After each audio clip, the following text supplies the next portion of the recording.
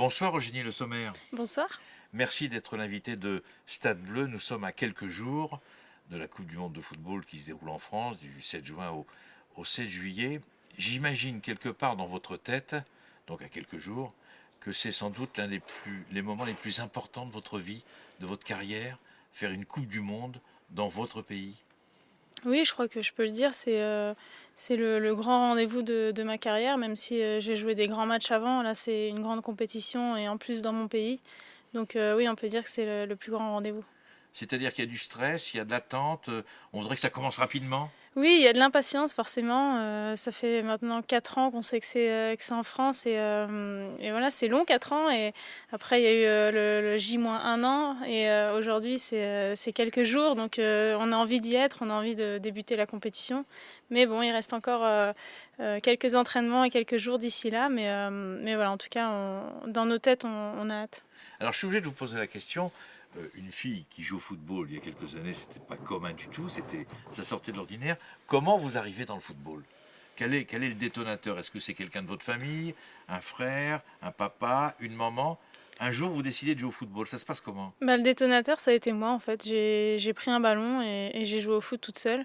Après, je suis issue d'une famille de footballeurs. Mes parents ont joué, j'ai un grand frère et une grande sœur qui ont joué, mais moi je les ai pas vus jouer. Donc à l'âge de 2 ans, j'ai pris mon ballon et j'ai joué toute seule. Donc je pense que c'était vraiment en moi, c'était ce que je voulais faire au plus profond de moi-même.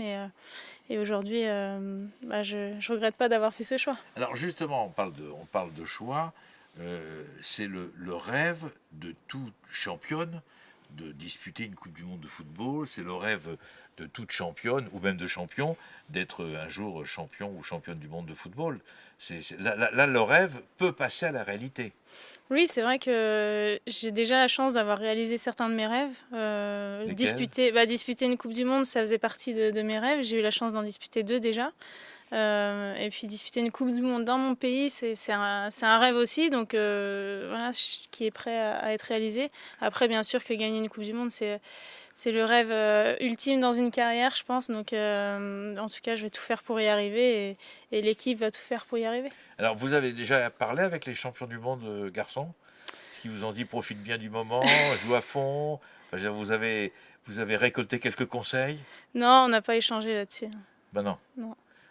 C'est-à-dire que cette équipe de France de football, sur le papier, elle nous donne l'impression vraiment qu'elle peut aller très loin. Une impression qu'on a déjà au départ. Est-ce que c'est bon signe? Oui, c'est plutôt bon signe. Mais on a l'impression que c'est très très bon. Oui, on a une bonne équipe, on a du talent dans notre équipe. Après, il y a d'autres équipes qui sont fortes et cette année encore plus que les autres. Je pense qu'il y a beaucoup de potentiels vainqueurs. Il y a beaucoup d'équipes qui peuvent prétendre au titre. Et ça va être difficile, hein. Il ne faut pas croire qu'il suffit de dire on va gagner cette coupe pour la gagner. Et les matchs vont être difficiles et voilà, on n'a jamais fait mieux qu'une 4e place. Donc il faut aussi ne pas oublier d'où l'on vient et ce qu'on a pu faire par le passé. Donc il faut réussir à faire mieux et voilà, tout simplement. Alors tout le monde parle des matchs de poule. Vous allez débuter vendredi contre la Corée du Sud au Parc des Princes. Donc déjà un événement incroyable. Je serais tenté de dire que dès vendredi, vous n'avez pas le droit à l'erreur. C'est Oui, ça qui est terrible dans ce genre de compétition. oui, quelque part c'est un peu vrai parce que bon déjà démarrer par une victoire ça te met en confiance et c'est toujours bien de démarrer la compétition comme ça, sinon tu cours après la qualif sur les deux matchs d'après. Donc oui, en quelque sorte le premier match est déterminant même si tout peut se jouer après, mais c'est vrai que gagner les 2 premiers matchs nous permet de se qualifier et ça c'est notre ambition, c'est ce qu'on veut faire. Après bien sûr il suffit pas de le dire, mais en tout cas on va se donner les moyens. Et jouer au Parc des Princes, un endroit mythique, un endroit magique. Oui, c'est un super stade, c'est un grand stade, une belle pelouse et puis j'imagine qu'il sera rempli de supporters avec voilà, tous nos amis, nos familles qui seront derrière nous et le stade qui sera derrière nous. Donc ça va être un bel événement à nous de faire en sorte qu'il soit encore plus beau avec la victoire. Est-ce que vous êtes consciente que la France, le pays, vous aime déjà? Vous le Oui, sentez quand même quelque part. oui, oui, oui, on sent le soutien des gens, on nous en parle beaucoup. Les gens nous disent qu'ils vont suivre la compétition et les médias en parlent beaucoup aussi. Donc je pense que chaque Français aujourd'hui sait qu'il y a la Coupe du Monde en France. Maintenant, voilà, il ne faut pas se mettre la pression non plus. Voilà, il faut jouer le match, il faut être performant sur le terrain. Après, ce qui se passe en dehors, faut y faire abstraction, il faut être un peu dans notre bulle et se concentrer sur ce qu'on a à faire sur le terrain. Alors vous avez passé la majorité de la préparation à Clairefontaine, un peu comme les Bleus de 98, un peu comme les Bleus qui ont été champions du monde aussi en 2018. Donc on peut faire un parallèle, je veux dire, sur ces trois équipes, dont la vôtre. Je veux dire, on a l'impression que vous avez tout pour gagner. C'est l'impression qu'on a, hein. Bah, on le saura à la fin de la compétition, mais en tout cas, l'équipe est armée, que ce soit mentalement ou en termes de niveau de jeu, en termes de collectif, d'individualité. On est armé pour aller loin dans la compétition. Mais comme je disais, le football et encore plus les Coupes du Monde et les compétitions internationales, ça joue sur des détails parfois qu'on maîtrise pas et qu'on voit pas arriver. Donc voilà, il faut essayer d'être prête à tous les scénarios possibles. Et par le passé, quand on a perdu, c'était d'un but, c'était d'une erreur d'inattention, c'était d'un peu de malchance. Aujourd'hui, on veut que ça tourne. Merci Eugénie Le Sommer d'être avec nous ce dimanche soir dans l'émission Stade Bleu sur France Bleu. Tout à l'heure, vous m'avez parlé brièvement de vos débuts. Est-ce que vous vous souvenez de votre premier club? Alors, en fonction de la documentation que j'ai, je vois saison 94-95, l'AS Plumergat. C'est C'est ça. quoi l'AS Plumergat? C'est quoi? C'est un le petit premier club? Oui, c'est le premier club où j'ai eu ma licence et c'est un petit club en fait, c'est tout simplement le village de mes grands-parents et on a habité là-bas pendant un an et c'est à cette année-là que j'ai signé dans ce club. C'est le départ. Ouais. Et alors, tout à l'heure, quand on a discuté rapidement avant l'enregistrement de cette émission, je vous ai dit, vous êtes avançante. Non, non, je ne suis pas avançante. Je suis attaquante. Quelle est la différence entre une attaquante et une avant-centre? Parce que je vous ai toujours vu avec ce maillot numéro 9, je vous ai vu mettre des buts, je vous ai vu sur tous les côtés, mais il y a une spécificité dans votre rôle. Vous aimez être partout? Non, là, c'est pas ça, c'est qu'avant-centre, c'est l'attaquante de pointe, c'est celle qui est au centre. La plupart du temps, on joue en 4-3-3, et ben l'attaquante de pointe va être au milieu des trois devant. Moi, je suis sur la gauche et voilà, je suis pas avant-centre. Avant-centre, c'est vraiment la personne qui est au centre finalement. Donc moi, je joue plutôt sur le côté gauche avec l'équipe de France et voilà pourquoi. Et pourquoi attaquante? Bah, parce que pour moi, les Vous trois auriez postes. pu être gardien de but, vous Ouais. auriez pu jouer milieu de terrain, Bah, vous ça, auriez après, pu jouer dans l'axe central. Pourquoi attaquante? c'est des vocations, je pense. Après, on a des aptitudes à certains postes et moi, on m'a très vite mis devant et ça a plutôt bien marché, donc je suis restée à cette position. Et après, vous allez jouer à Trélissac. Oui.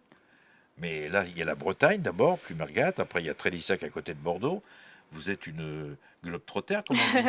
C'est mon papa qui était globe-trotter. Non, il était muté parce qu'il travaillait dans la police et du coup, en fonction de ses mutations, ben, on bougeait avec lui. Donc voilà pourquoi tous ces clubs et toutes ces villes. Et c'est une expérience aussi. Oui, complètement. C'est une mentalité différente. Oui, bah, c'est vrai que même par rapport à l'adaptation, je suis quelqu'un qui m'adapte assez vite dans différentes situations et peut-être que mon parcours m'a permis ça. Je me suis toujours intégrée, que ce soit à l'école ou dans mes clubs de foot, de la meilleure des manières. Donc voilà, mon parcours m'aide aussi dans la vie de tous les jours, je pense. Et après, vous remontez à Guermeur. Oui. C'est où Guermeur? C'est dans le Morbihan, en Bretagne. Ah, vous n'arrêtez pas. Bah, là, c'est là où j'ai grandi. Bordeaux, Ouais. la Bretagne, vous retournez en Bretagne. Vous étiez contente de retourner là-haut? Bah oui, c'est sûr. Vous êtes bretonne? Vous êtes une vraie bretonne? Oui, je suis une vraie bretonne. Parents bretons? Oui. Supportrice, Mes grands-parents, toute ma supportrice famille. du Stade Rennais, de Guingamp, de Brest, De Lorient. Lorient. Ouais. Vous êtes supportrice de cette équipe de Lorient qui a failli monter en Ligue 1. Ouais, ce sera pour l'année prochaine. Voilà, j'espère pour vous. Et alors après, le FC de Lorient, là ça y est, là vous passez à la vitesse supérieure. Non, il fallait tout simplement trouver un club pour jouer avec les filles parce que j'avais plus le droit de jouer en mixité. Donc le club le plus près c'était Lorient, donc j'ai signé là-bas où j'y suis restée 3 saisons. Et puis ensuite j'ai été à l'échelon supérieur pour accéder à la première division. Je suis partie à Saint-Brieuc où j'ai signé aussi pour 3 ans et puis ensuite l'Olympique Lyonnais. Alors vous m'avez parlé de votre père, de vos frères, sœurs aussi. Ils vous ont beaucoup aidé à grandir dans le football, ils vous ont encouragé. Puis quand vous dites à une maman ou à un papa, je veux devenir footballeuse professionnelle, bon, sur le coup, c'est un petit choc quand même. Oui, Ça peut surprendre. oui, bah ma mère a dit non tout de suite. C'est pas vrai. Si, elle a dit non et en fait, elle voulait vraiment pas que je joue au foot. Après, elle avait joué quand elle était plus jeune et je pense que c'est de par son expérience qu'elle voulait pas que j'y joue parce que à son époque, c'était compliqué pour une fille de jouer au foot par rapport au regard des gens, à ce qu'elle avait pu vivre. Donc elle voulait pas que moi je revive ça et du coup, elle a pas accepté tout de suite. Elle m'a même mis au judo avant et ensuite elle a accepté. À force de persévérance, j'ai eu gain de cause. Merci Eugénie Le Sommer d'être l'invitée de Stade Bleu en ce dimanche soir. On est à quelques jours du début de la Coupe du Monde. Vous me l'avez dit, la Coupe du Monde, c'est le rêve pour tout sportif de haut niveau. Et quand on regarde votre CV, on a l'impression, je dis bien ça, on a l'impression que tout a été bien construit. C'est-à-dire que vous avez débuté dans des petits clubs, après vous avez été dans des grands clubs, maintenant vous êtes à l'Olympique Lyonnais. Enfin, j'ai l'impression qu'il y a une construction de votre carrière qui a été faite intelligemment. C'est vous, c'est la Oui. famille, c'est vous Non, c'est surtout. moi. Bah, au départ, bien sûr, quand j'étais plus petite, c'était ma famille. Mais après, ensuite, c'est moi. J'ai fait le choix de grappiller les échelons les uns après les autres et de ne pas me brûler les ailes trop vite. Et ma carrière est constante. J'ai une progression chaque saison. Et en termes de niveau, j'ai gravi les différents niveaux les uns après les autres. Et aujourd'hui, j'en suis là. Parlez-moi de l'Olympique Lyonnais, grand club, grande équipe chez les garçons, grande équipe chez les filles. C'est l'une des meilleures d'Europe depuis de longues années. Bah oui, c'est vrai qu'on C'est du très haut de gamme, voilà. oui, on a gagné 6 fois la Ligue des Champions, donc je pense qu'on peut dire qu'on est la meilleure équipe d'Europe. Vous l'êtes, hein. Vous l'êtes, hein. Oui. Oui, vous l'êtes. Vous pouvez le dire, vous pouvez le dire, hein. Et, Vous pouvez le dire, il n'y a pas de problème. la constante aussi, c'est que on est régulière, on n'a pas fait une perf et derrière il n'y avait plus rien. C'est que voilà, on gagne dans la durée, on est championne d'Europe dans la durée et ça c'est quelque chose de très important et de symbolique aussi. C'est que voilà, il n'y a rien de facile dans la vie et ce club a cette ambition de toujours vouloir gagner et en tout cas ça me convient bien. Et comment se passe la vie à Lyon? Très Parce bien. que c'est une très grande ville. Ça se passe très bien, c'est une chouette ville, il y a plein de choses à faire et je m'y suis très vite adaptée, malgré que je sois bretonne et qu'on est assez chauvin par rapport à notre région, mais voilà, il me manque juste la mer à Lyon, mais sinon je m'y sens très bien. Alors justement, on parle football depuis quelques minutes. Qu'est-ce que vous avez comme autre passion en dehors du football? La lecture, le cinéma? Parce que il y a des choses qui vous agitent, si je peux me permettre de poser cette question comme ça. J'aime bien un peu de tout, après j'ai pas une autre deuxième passion, la passion c'est le foot avant tout. Après j'aime bien sortir, j'aime bien oui, aller au cinéma, je lis aussi des livres, je regarde des séries, des films. Mais il n'y a pas un autre truc qui est vraiment au-dessus. Est-ce que vous vous dites le matin en vous réveillant, je vis les plus beaux moments de ma vie, quelque part? Oui, oui, et je profite à fond de ce que je fais et je me donne à fond dans le foot parce que je sais que ça dure pas longtemps et que quelque part je suis une privilégiée parce que tout le monde ne peut pas réussir dans le foot et il y a une sélection qui se fait. Après, bien sûr, je l'ai volé à personne et je mérite d'être là aujourd'hui, mais c'est quand même une chance de pouvoir vivre de sa passion et je sais que c'est pas tous les jours facile pour les gens parfois et aujourd'hui je fais ce que j'aime et ça c'est hyper important dans la vie. En fait, vous vivez votre rêve. Oui. C'est ça qui est bien. Oui, oui, c'est vrai que depuis toute petite, j'adore le foot et j'ai toujours rêvé d'être footballeuse professionnelle. Après, bien sûr, ça n'existait pas quand j'y rêvais et aujourd'hui, je le suis devenue, donc c'est juste formidable. Je voudrais qu'on revienne sur le match de vendredi, la Corée du Sud. Qu'est-ce qu'on peut dire sur la Corée du Sud? Parce qu'on ne les connaît pas très bien en fait. C'est une équipe, je peux dire, qui joue un peu comme les Japonaises. C'est du jeu court, du jeu combiné, du jeu en mouvement. Voilà, c'est ce jeu qui est un peu différent d'une autre. Après, elles ont quelques individualités qui sont très fortes, notamment la milieu de terrain de Chelsea contre qui on a joué avec Lyon, qui est une super joueuse. Donc voilà, c'est une équipe sur le papier, certes moins forte que nous, mais qui est toujours là dans les grands rendez-vous. Et on les avait joués la dernière fois en huitième de finale de Coupe du Monde et on avait gagné, mais ça reste une équipe qui a l'expérience aussi des compétitions, donc il faudra vraiment se méfier de cette équipe. Il faut faire attention, voilà, c'est ça. Oui. Pas de complexe de supériorité. Non, et ça serait se tromper. Il faut, voilà, dans le football maintenant, il n'y a plus de vérité. Donc peu importe ton classement FIFA, peu importe qui sont les joueurs sur le terrain, en fait, chaque équipe peut gagner contre n'importe qui. Donc, à partir de là, il faut jouer à son niveau, et il faut être performante et être prête mentalement à débuter la compétition de la meilleure des manières. Enfin, sauf que vous n'imaginez pas une seule seconde de perdre contre la Corée du Sud vendredi. Non, bien Évidemment. sûr. Quand on va sur le terrain, c'est pour gagner et il faut avoir cette envie. Sinon, on n'a pas une mentalité de compétitrice. On n'est pas, voilà, on n'est pas prête à. Ce côté compétiteur, c'est l'ADN de la famille Le Sommer.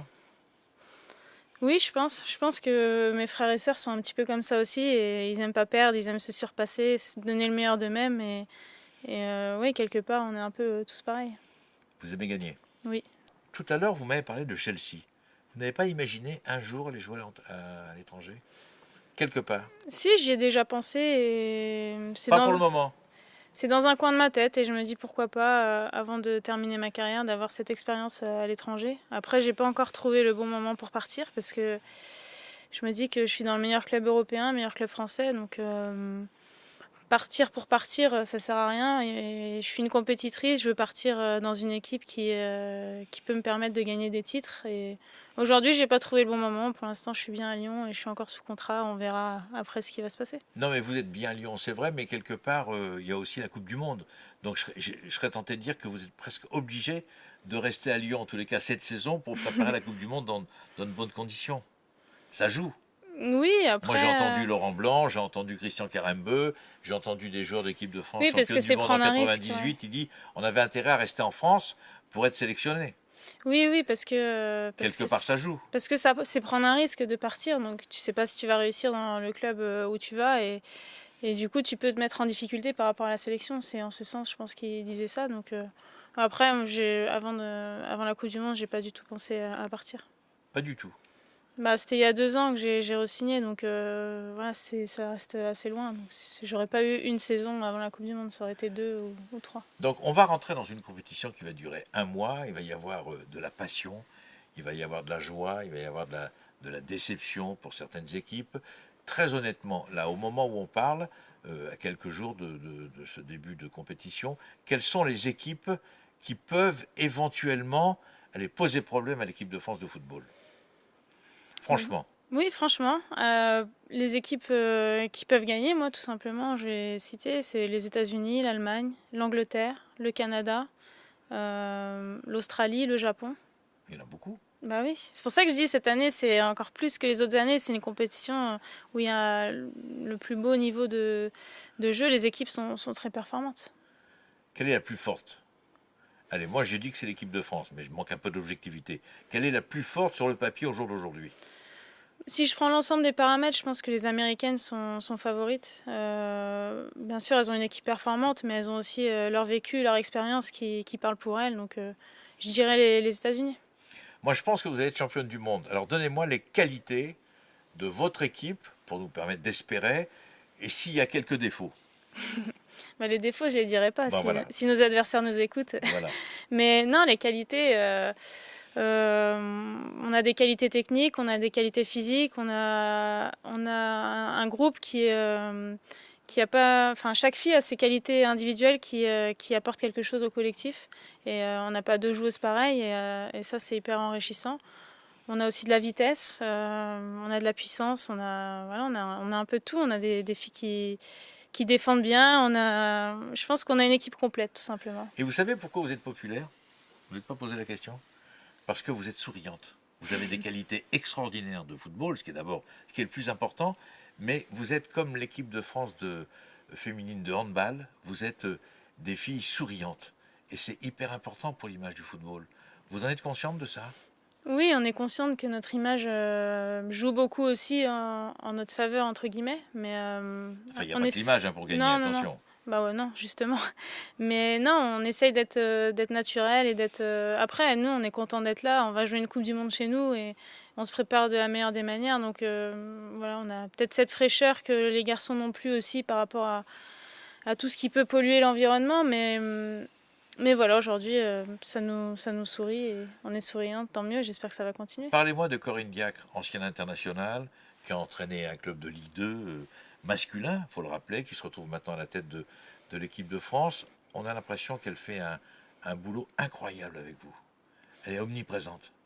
Oui, ben, je pense que quand elle a pris ses fonctions, elle savait où elle voulait nous emmener et elle met Et elle vous a emmené. elle met tous les moyens pour y arriver en tout cas. Et elle est très exigeante envers nous, mais je crois que c'est aussi ce qui fait la force de notre équipe, c'est que voilà, on peut aller repousser nos limites et puis ça se passe plutôt bien pour l'instant. Après, bien sûr, on sera jugé sur la Coupe du Monde, donc on verra ce qui se passera, mais en tout cas, on veut aller très loin. L'ambiance incroyable, sympa entre vous.